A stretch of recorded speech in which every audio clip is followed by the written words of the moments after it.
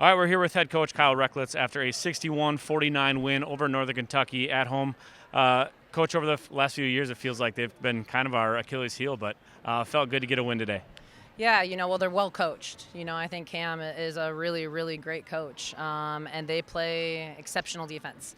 And it's always been really tough for us to score against them. And so a big part of our scout was to try to match them defensively and match their toughness. And I couldn't be more proud of our team. For the first time this season, I felt like also we made some really great second half adjustments, especially on how we were defending certain people on the floor. And our team really locked into that, and we haven't done that. We haven't been able to do that this season. So to see that kind of start translating, to see our team start clicking, I'm just really proud of our performance. Yeah, speaking of those second half adjustments, I mean, you trail by one at the half, you come out and you dominate that third quarter, really. You were 4 for 6 from three-point range. Your defense was clicking, like you mentioned, playing well. So what adjustments did you make there after the break?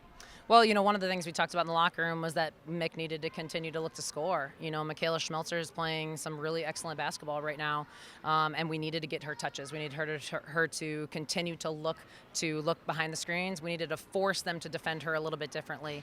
I'm really excited with the way that she's playing. I think she's playing with a ton of confidence. She's in great shape, so I can leave her on the floor and play her in multiple positions, which is really helping us because she's such a great leader. Yeah, you mentioned Schmelzer, but then also, again, I mean, it sounds like a broken record, but Megan Wallstead down low continues to dominate, just rebounding in general today, and she led that effort. Yeah, and in the second half, again, it's like we flipped the switch with her. It's like we weren't getting her as many touches as I would have liked to in the first half. We talked about that in the locker room, and our team made that a primary focus in the second half. And when we're getting her touches, everybody else gets even better looks because all of a sudden the defense starts having to swarm the paint a little bit more. So we were getting some kick-out touches. We got a couple drop passes in for layups on the back side of it. And so it was nice to see us really focus in on getting her the ball. Yeah, and then two other people. How about Kendall Need off the bench, scoring 10 points, hitting a couple big shots there, and then down the stretch, Sydney Staver really iced it for us. It was 4 for 6 in that fourth quarter. So, I mean, that senior leadership really came through for her. Yeah, Stavers, start with her. She's just such a dynamic scorer. We can put her in the paint. We can put her on the perimeter. She can kind of do a little bit of everything. I had gotten on her just a little bit about her pace, how she needed to go just a little harder off screens and stuff, and that really triggered something for her. And she played her tail off in that fourth quarter. It was awesome to see her get her legs out. Plus, she's been one of our best guard defenders this whole season. And then Kendall Need, I mean, it was nice this whole weekend, for her to get into a rhythm, into a rotation.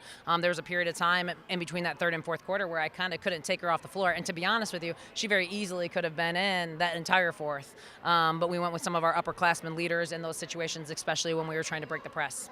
Yeah, so now you got a 2-0 start to the Horizon League. How do you see the rest of the league kind of shaping up the rest of the way?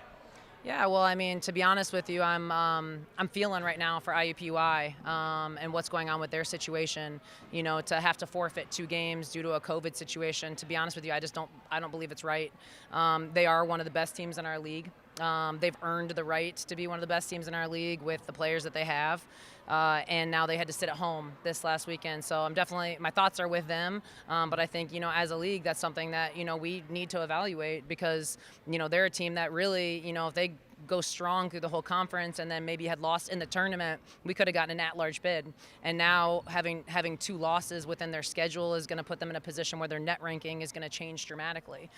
So I'm a little disappointed with that. I'm a little upset. I'm upset for them for sure. And so just wanted them to know for sure I'm thinking about them. But, the rest of the league is really competitive. I mean, we got some really great teams. I think it's going to be a dogfight game in and game out, and we're just going to have to continue to stay prepared.